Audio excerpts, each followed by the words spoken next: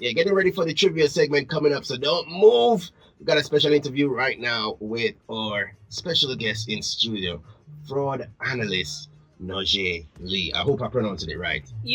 I get a close. Let me hear you pronounce it because I know we still kind of, let me hear you pronounce it. Yeah, you did it right. Definitely did it good. So, Naujae Lee. Naujae Lee. You did it good. All right. So, Naujae Lee, fraud analyst. Tell me now, what does that entail? It depends. So, fraud is a very wide umbrella. There's a lot of different specialties, areas. I mostly do financial crime. So, like money laundering, crime organizations, scamming, things like that. Oh.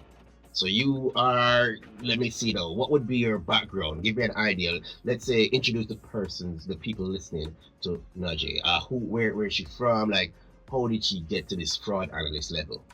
So I'm from Jamaica. And I never planned to like go into fraud.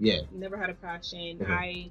It was like 2018. I had just had my daughter. She was 4 months, and the company I was working for was shutting down. So I needed a job.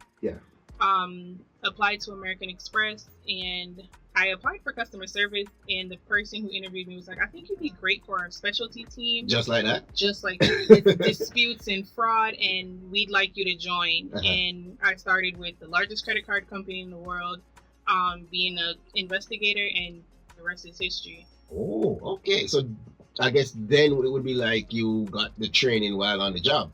Definitely. Okay, great. So, I mean, what has that been like? I mean, what are the types of incidents that would take place? What are some of the stories that you've had? A lot of different incidents. I'd say mostly with credit card fraud. It's a lot of people claiming fraud when it's not fraud. So it started out with not really being so interesting, other than like the husbands who go to the... Put it on? Yeah. Okay. Other than, I feel like the husbands who will go to like the strip clubs and then say to their wives it was fraud, they didn't do it. And then I feel like when I moved into actual banking away from the credit cards is when the stories got interesting. Oh, so you're saying most of well, you get a lot of calls per se for fraud, but some of them is really, persons trying to get around the system in a way. Right. Okay, but then there are some serious cases where you say people, money gone from account, card duplicated, all these things. Yeah, so when I moved into actual banks, I moved away from credit cards, it got really serious. I remember one time we were investigating this African syndicate, so they had a lot of money mules. Like a mule is someone who lets you move money through their account. Okay. So we got like a lot of money mules, so we started to follow the money, investigate, and it ended up being like a $3 million ring. And then we had victims, so they were doing human trafficking, they were doing drugs, everything, and they were using these different mules to pass the money through. So we had to use the connections of where the money was being sent to, the different countries. It was like piecing a puzzle together. So that was like my first really big, oh my God, like we took down 15 people. No, Miss Lee, right now you're telling me a story, a picture in a movie settings. This is not all that. And you're talking about 3 million. This is not Jamaican dollars, right? No, US This dollars. is in US dollars. Wow, no, sir. This is a big business them have over there, man. Yeah, I mean, listen, people working in banking has taught me that. Yeah. I don't know. There's a lot of money out there. Yeah. Really probably for money. Wow. So, I mean, what can we do to, I guess, prevent we can't probably prevent, but what can we do to minimize our risks? I would guess. What can we do to minimize our risks? What steps can we take? Yeah, any tips you want to give us or something like that? I feel like with Jamaican banking, I feel like the banks need to do better. Yeah. Especially NCB. I don't even know my name. But just what I'm She said ABC. Anyway, continue. I feel like they don't have the best software. They don't have the best systems, honestly, or procedures to protect their clientele. So it's right now basically them are on Windows 98 and a Windows 10 with it right now, 11. Yeah, they need to step it up. I feel like we are more at risk because you see when we hear fraud in Jamaica, the first thing we think about is lack of scamming. But that's not literally the only thing. Right. And it has gotten to a point where the clients overseas are burnt out. Yeah. America is very much clamping down on certain things, certain banks, institutions. So the clients are now being protected. Yeah. Right. So what are they doing now? Now they're scamming their own. Now They're it's at looking home. locals, yeah. Right. So before it was, Yeah. reparation and it's the white man, Yeah. but now we're in a situation where we're being affected. People locally are being affected, and there's not enough things in place to protect them. All right. So first step you'd say is, all right, banks step up in the game. Yeah, the 1990 security system on have now working at 2025, right? So we're talking about the banks. What about the regular citizens? What can we do in terms of our security? I feel like online banking. Online banking. More people need to use online banking. Yeah. You need to be able to watch your money. Yeah. Log in. Don't just log in because you feel like, oh, it's good, minimum a transaction. Right. Always keep up to date. Watch your money. That's what Yeah. it's there for. It's for you to be able to know that your money is in safe hands and it's being protected, right? Also, you need to watch ATMs. You look for skimmers, Yeah. stuff like that. Oh, skimmers, no. That's what we're looking at now. The ATM machine. That's probably they put something on the machine to probably get your card information, stuff like that. Yeah. So check the machines, make sure you have the shaky parts adding on to it. Yeah, okay. And another big thing that has been on the rise in Jamaica, which sounds so crazy when I tell people, is romance scams. Alright, hold on there. Romance scam. People on the live, when I hear them something of people, you gotta drop your comments if you've ever heard of these stories or been affected or know anybody that's been affected. So we talk about the skimmers, that's the thing where people say, listen, them look at them scan my card and copy my card. Some way they gotten your card information, whether something has been placed on the ATM machine or the debit machine. And you go put your card and it just copy. You know what I say? Now she's saying romance scam. I think I heard of a story. I think they did a story on that 2023. But it was an overseas person come and scam a Jamaican lady. But go ahead, you were saying? A lot of the Jamaican ladies are actually being scammed, and it's not just elderly people. People think only elders are falling for it, and a lot of younger girls who want to leave Jamaica, they think they found this great white man who's about to take them to whatever foreign country it is, and most of the times it's a Nigerian that's still in Nigeria that's running this scam, because like how we're the capital for a lot of scamming, Nigerians are the capital for romance scams. So they have reached out, them tap out England, them tap out America, so now they've moved on to the Caribbean. Oh, them know say we don't have much money. Anyway, I guess anything better than $0, I guess. But you're saying, what kind of romance scam? How would that work? So they'll tell the girl, like, they have all this money, I'm going to send you stuff, I'm going to send you things, you just have to pay to get it. Yeah. And there was this one girl who she spent $400,000, which was her entire savings. That's all she had, and she was a mom of 2. Yeah. So she tapped herself out thinking this man cares about her and her kids and he's about to come change her life, when all he wanted was her $400,000. When he got that, and she was like, so when's the stuff coming that you sent me, she never heard from him again. I think I remember a similar story. Yeah, the man said, listen, I'm sending you iPhone 15 at the time was the hottest one. I mean, I send you this perfume, and man, sure, all these box of things, everybody tape up, And the man said, listen, all you have to do is pay to clear it. And one thing I stood out from that story that I hope people can pay attention to, the lady said she got a WhatsApp message from customs. I mean, I said, lady, see this, so customs and WhatsApp you? She said she got a WhatsApp message from a man from customs saying that, listen, they got the items and it's ready for shipping, but she have to pay this amount. And if she pay up, I think she started with 50,000. And the man said, all right, I realize I see money in it now. You have about 10,000 US in it, and you have to pay 100,000 to get the 10,000. And they keep on doing that until they reach up to something like 400 or 300 or 1,000 of the woman money. So ladies, even gents too, because I would assume they might be going after some of the gentlemen as well, but apparently the woman have most of the money out here. But that is crazy. Yeah. So you're saying you can't, if somebody else send something, send the money from a cleared, please. Yeah. Exactly. And I feel like other than romance scams too, there's a lot of visa scams where, we have this type of visa program. We can get visa for you and so on. Yeah, I know a friend from high school where he got scammed, and he got scammed bad because the person convinced him to add in like 6 other people. What? So they collected money. Big bank that, a group scam. No, sir. So, wow. And then he's on the hook because then I must you can't tell me to bring my money right here.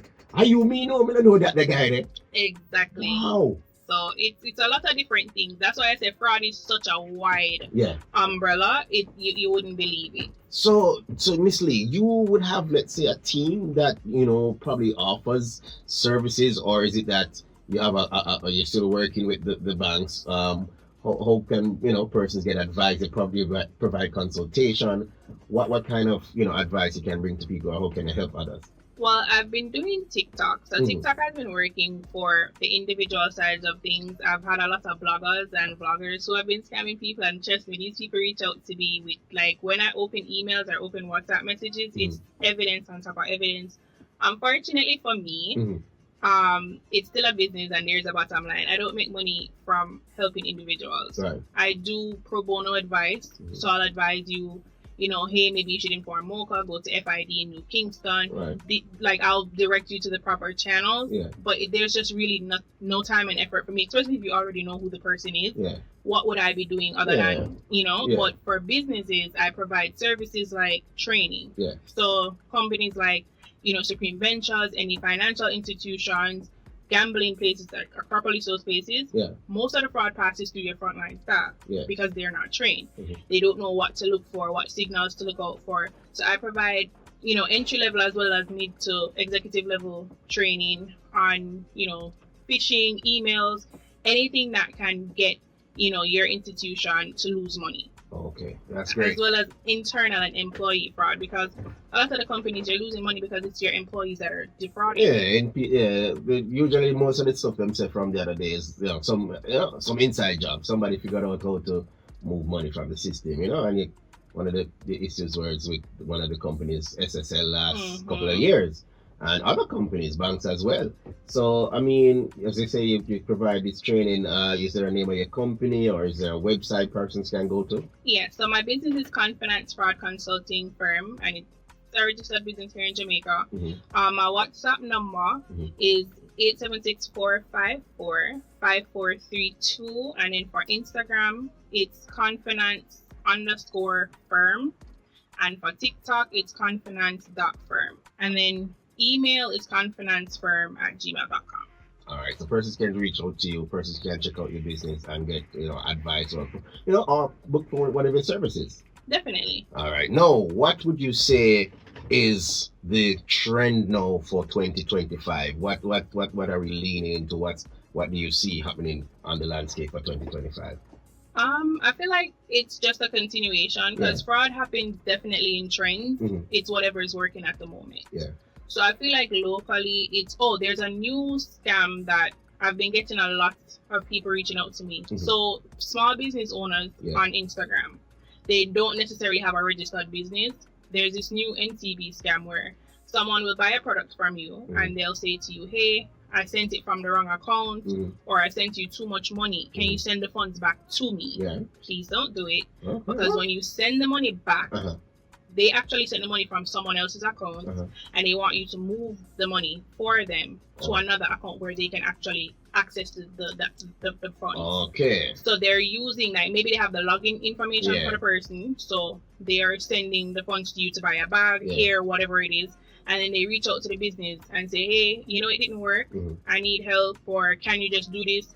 Be nice. I sent you an extra 20,000. I need it back, whatever it is. And I've had at least 3 business owners reach out to me. So they kind of taking themselves out the way, because they transferred it to your account and then you to them. So they can say, wait a minute, no, she sent me the money, what she have for me? I never touch Jane's account, and she get the money from Jane. So then basically put you in as a scapegoat. That's all. Exactly, and then there is red flags. Because first of all, no one is going to send you that much over. Right. Second of all, why is it that the account that you're supposed to send the funds to can't is go different back from to the account there? Exactly. So that's another red flag. Right. So just if it doesn't feel right, don't do it.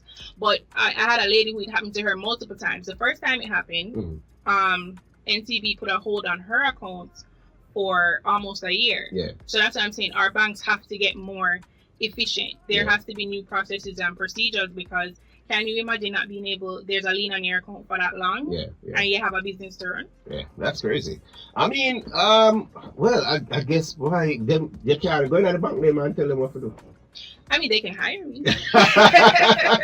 Well, while we get that sorted out, I Any final bit of advice you want to give to the people? Any, word to the wise? I feel like my word to the wise, especially for our culture, is it can happen to you. I feel like most people get scammed because we look at the victims like, oh, that could never be me. Right. Oh, yes, a fool, we couldn't, whatever. I feel like we have to get in the frame of mind where be suspicious and cautious of everything. Yeah. If you're not doing business with somebody that you know, and even if you're doing business with somebody that you know, never trust it. Always make sure the ducks are in a row. Don't feel like I'm above this happening. This could not happen to me, because you would be surprised the people who get scammed. Wow. I mean, I see ANC say, listen, me work scam. What kind of work scam you talk about, ANC? Unbeatable said, me want back my money from the bank, Tiffin Bank. Well, that you have to tell us what the situation is, Unbeatable. What the bank do with their money? What happened? You sure you never gonna spend it? Check your sheet. Check sheet can't even clear.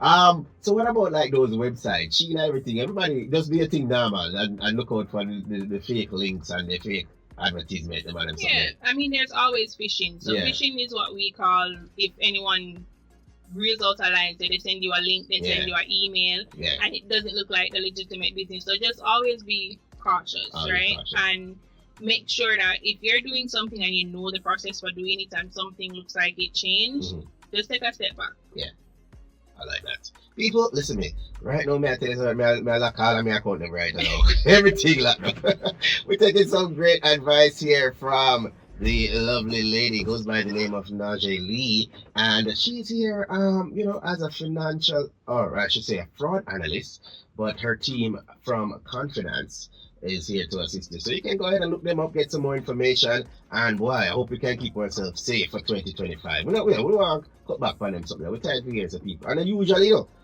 well, some of them are saying, boy, that can't happen to me. But as them say, it can't happen to anybody.